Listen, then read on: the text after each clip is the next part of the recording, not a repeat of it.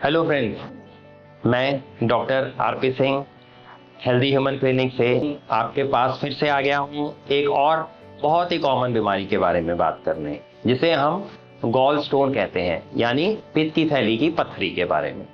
ये कितनी कॉमन है आप इस बात से अंदाजा लगा सकते हैं कि एक जनरल पॉपुलेशन के अंदर 10% लोग इसको सफर करते हैं। हर 100 में से हिंदुस्तान के अंदर 10 लोगों को ये प्रॉब्लम निकलेगी। यानी कि अगर हमारी 130 करोड़ की पॉपुलेशन है तो इस समय 13 करोड़ हिंदुस्तानी ऐसे हैं जो इस प्रॉब्लम को सफर कर रहे हैं रोज। तो ये प्रॉब्लम क्या है? पित्त की थैली की पत्थरी, जिसे हम गॉल ब्लैडर स्टोन डिजीज कहते हैं या जीएसडी गॉल स्टोन डिजीज कहते हैं। ये क्या प्रॉब्लम किन लोगों में ये कॉमनली पाया जाता है? इसके लिए बहुत ही एक इजी तरीका है याद करने का, 5F rule. Fertile, flatulent, female, 50। Fat, जो लोगों थोड़े वेट में ज्यादा है। Fertile, usually active fertile life cycle जिनकी होती है 18 से 45 से 55 ईयर्स में, ये बहुत कॉमनली पाया जाता है जो हमारी फर्टाइल एज होती है। फैट, फर्टाइल, फ्लैटुलेंट, जिनको बहुत गैस, एसिडिटी, बर्निंग, ब्लोटिंग, इनकी प्रॉब्लम होती है। फीमेल में मेल के मुकाबले में ज्यादा पाया जाता है। और 50 यानी कि 50 के दशक में इसका सबसे कॉमन होता है। ये एक मोस्ट कॉमन जहां पाया जाता है उसके ये 5F फैक्टर्स हैं। लेकिन हमारे पास एक पैदा होने से 6 से 8 महीने बाद के बच्चों से लेकर ओल्ड एज 70s 80s के भी पेशेंट आते हैं। होने को ये किसी में भी हो सकता है, हर एक के अंदर कारण अलग होते हैं और उसके हिसाब से उनके आगे हमें इन्वेस्टिगेशन और ट्रीटमेंट करना होता है। जब ये प्रॉब्लम आती है ये हाई रिस्क ग्रुप के अंदर, तो पेशेंट को क्या फील होता है? पेशेंट को फील हो सकता है अपर राइट साइड उनके पेट के अंदर इस जगह पर या तो डिस्कम्फर्ट, दुखन होना। नंबर 2, यहाँ पे पेन फील होना। नंबर 3, एसिडिटी या यहाँ पे डिस्कम्फर्ट, ब्लोटिंग फील होना, हैवीनेस फील होना या इंडाइजेशन फील होना। ये सब चीजें पेशेंट को फील हो सकती हैं, जिसके लिए वो डॉक्टर के पास आ सकते हैं। यूजुअली डॉक्टर इसमें 2 सिंपल टेस्ट करते हैं जिससे कि वो एक डायग्नोसिस पे पहुंच सके। एक है LFT और दूसरा है अल्ट्रासाउंड पेट का।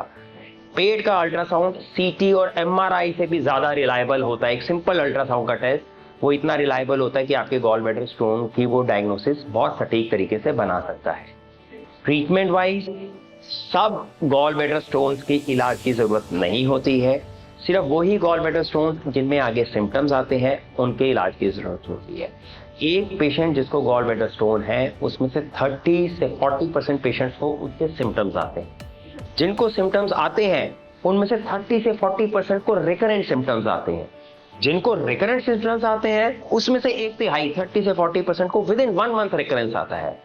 और जो ये आगे इनकी कॉम्प्लिकेशंस आती हैं, जैसे गॉल ब्लैडर की पित्त की पत्थरी को फंसने के कारण उसमें कोलिसिस्टाइटिस हो जाना, उसके अंदर पैंक्रियाटाइटिस हो जाना, पथरी का नीचे स्लिप करके पैंक्रियाटाइटिस हो जाना, ये आगे जो कॉम्प्लिकेशंस होती हैं जो कि 1/3 ऑफ द पेशेंट्स में आ सकती हैं, वो कई बारी अगर इलाज ना हो तो जानलेवा भी हो सकती है। अगर गॉल ब्लैडर में पेशेंट को स्टोन है और उसको उसकी वजह से कोई सिम्टम्स नहीं है, यूजुअली हम उसके लिए इलाज अवॉइड करते हैं, हम उसके लिए सर्जरी अवॉइड करते हैं। पेशेंट को डाइट, लाइफस्टाइल मॉडिफिकेशंस के बारे में बताते हैं।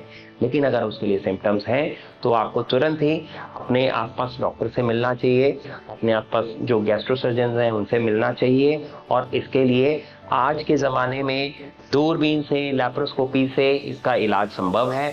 यूजुअली पेशेंट को सुबह एडमिट करके शाम या अगले दिन छुट्टी हो जाती है, अगर सब चीज़ें उनकी सामान्य रूप से चलती हैं तो इसको नज़रअंदाज ना करें। ये आपकी क्वालिटी ऑफ लाइफ को ज़्यादा हैम्पर करता है, तो जिससे कि आप अपनी लाइफ को एंजॉय नहीं कर सकते हैं। कई बार आप फ्राइड चीज़ हल्की से नहीं खा सकते हैं, आपको कभी भी अकस्मात ही इसमें पेन हो सकता है और आपको पूरी रात खराब चली जाती है, आपको कई बार हॉस्पिटलाइज होना पड़ता है पेन के लिए।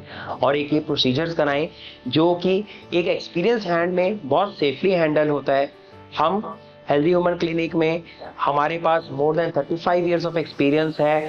मोर than 30,000 such surgeries, gall bladder की सर्जरीज का एक्सपीरियंस है। आपको हम बहुत ही कंफर्टेबल वे में इसके लिए डील कर सकते हैं। आपको हल्की सी भी कभी प्रॉब्लम लगे आप हमसे बेझिझक होकर संपर्क कर सकते हैं। हम सिर्फ आपसे एक कॉल दूर है जो कि नीचे लिखे हुए नंबर पे आ रहा है।